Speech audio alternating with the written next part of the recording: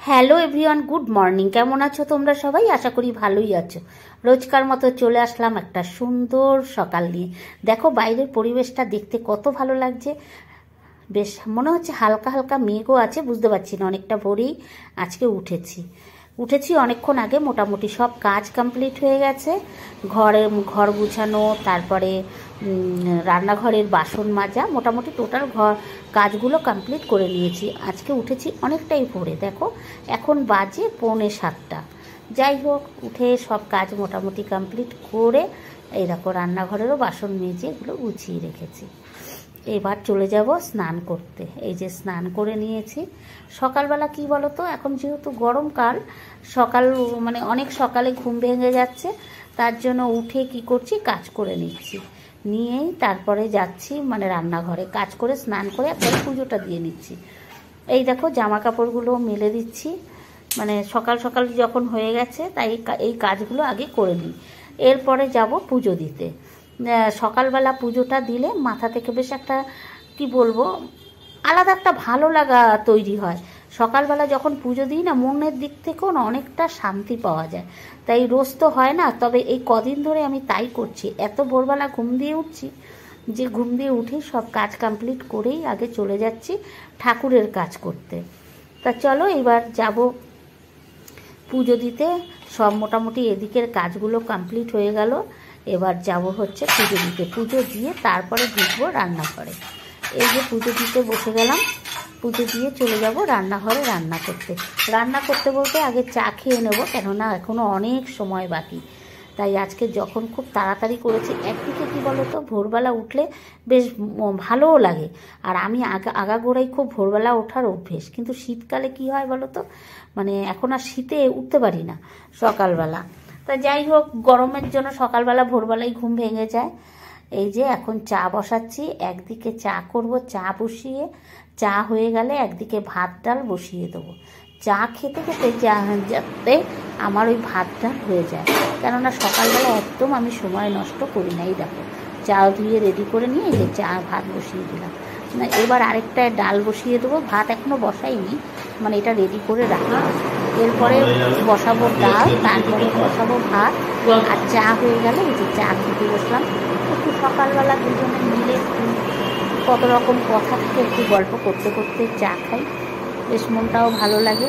এই তো এরপরে সারাদিন সেই একাই থাকতে হবে না, সারাটা দিন বোবার মতোই থাকতে হয়, এইসব নিয়েই থাকি। এই দেখো এইদিকে ডালও প্রায় হয়ে গেছে, এই দেখো ভাতও ফুটে গেছে, আর এইদিকে সব সবজি বের করে নিয়েছি, এই সবজিগুলো কেটে নেব। তাই একদিকে সবজি কাটতে থাকি আর রান্না করতে থাকি, কেননা আমি যদি সব গুছিয়ে নিতে যাই এখন, তাহলে আমার প্রচণ্ড দেরি হয়ে যাবে। তার জন্য আর মানে এক একটা করে গুছিয়ে করি। যাই হোক, এই দেখো পটল ভেবেছিলাম পটলের তরকারি করব, কিন্তু এত গরমে না আমার আর ভালো লাগছে না। তাই আমার বর বলছে যে দরকার নেই এত গরমে। ও এত বোঝে, ভীষণ বোঝে জানো তো, বলে কষ্ট করে কোনো দরকার নেই, যেটুকু হয়েছে গরমে হালকা পাতলা খাওয়াই ভালো, আমার কোনো প্রবলেম নেই। তার জন্য এই যে পটলটা আবার গুছিয়ে রেখে দিচ্ছি ফ্রিজে।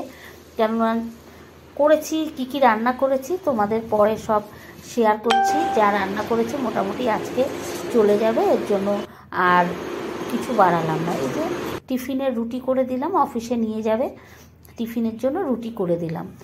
এই যে আমার হাজব্যান্ডের খাওয়া হয়ে যাচ্ছে। এই যে এই ফাঁকে আমার প্রচণ্ড মানে খিদেও বলতে পারো, খিদেও লেগেছে। তাই ছাতু এনে রেখেছে অনেক দিন, ছাতু খাই না বলে রোজ আমাকে কথা শোনায় আমার হাজব্যান্ড। তাই ছাতুটা কোনায় রেখেছি, মনে হচ্ছে পিঁপড়ে ধরেছে। তাই আমার হাজব্যান্ডকে বলছি, দেখো মনে হচ্ছে পিঁপড়ে ধরেছে। তাই এখন একটু ছাতুর শরবত, কিন্তু ভেতরে ঢোকেনি, কন্টেনারের বাইরে ছিল কতগুলো পিঁপড়ে। তাই আমার বর বলছে দাও এটা ধরে ফ্রিজে রেখে দিই। তাই এইবার একটু ছাতু খেয়ে নিচ্ছি। আর আমার ছাতু খেলে কি হয় বলো তো, প্রচণ্ড মনে হচ্ছে গলা আটকে যায়, গলাটা খুসখুস করে, এর জন্য আমি একদম ছাতু খেতে পারি না। কিন্তু খেতে সময় বিশেষ তো খেতে হয়। এখন যেহেতু রান্না টান্না হয়ে গেছে, ভাবলাম যে না একটু ছাতুটা খেয়ে নিই। রান্না হয়ে গেছে, হাজব্যান্ডের খাওয়া হয়ে গেছে, হাজব্যান্ড এখন অফিস যাবে, রেডি হচ্ছে, সেই ফাঁকে আমি একটু ছাতু গুলিয়ে খেয়ে নিচ্ছি। কেন খিদে লাগলে প্রচণ্ড গা গোলায়। আর হাত পা কাঁপে, কেননা সকালবেলা উঠে এত দৌড়াদৌড়ি করতে হয় না, তার জন্য প্রচণ্ড শরীর খারাপ লাগে। আর আমার বরের সাথে কি কথা বলছি, আর এই দেখো হাসছি, ওই যে ও গলা খুসখুস করা নিয়ে আমি বলেছি, সেটা নিয়ে ও আমাকে উল্টো পাল্টা কথা বলছে। আমি তো তোমাদের ভয়েস দিচ্ছি, তাই তোমাদের ওই কথাগুলো আমি শোনাতে পারছি না। যাই হোক, এখন ছাতুটা খেয়ে নিই। শুভ দুপুর বন্ধুরা, চলে আসলাম আবার। এখন লাঞ্চের টাইম হয়ে গেছে, দেখো 2:13 বাজে। তা চলো আজকে আমার লাঞ্চ মেনু কি কি আছে তোমাদের দেখিয়ে দিচ্ছি। কি কি আজকে আমি রান্না করেছি, এই দেখো। রান্না করেছি হচ্ছে এই যে উচ্ছে ভাজা আছে, লেবু আছে, ভাত, আর এটা হচ্ছে বরবটি আলু ভাজা, আর সঙ্গে আছে শসা, আর করেছি মুগ ডাল। এই যে মুগ ডালটা নিয়ে নিচ্ছি।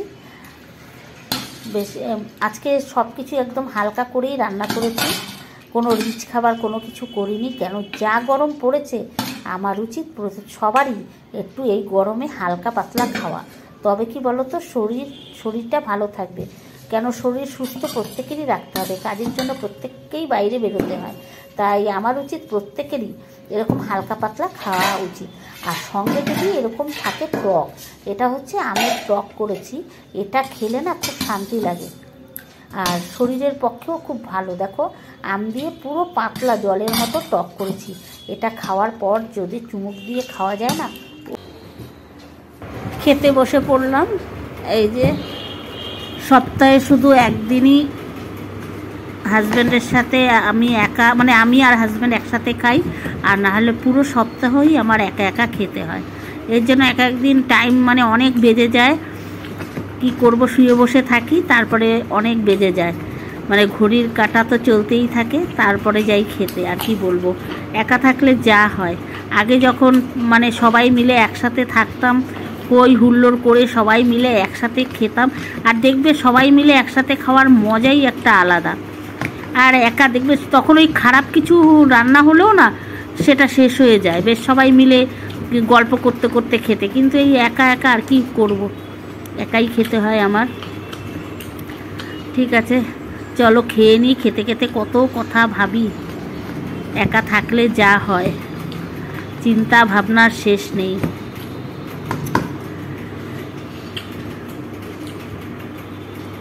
ঠিক আছে, চলো খেয়ে নিই, আবার পরে আসছি।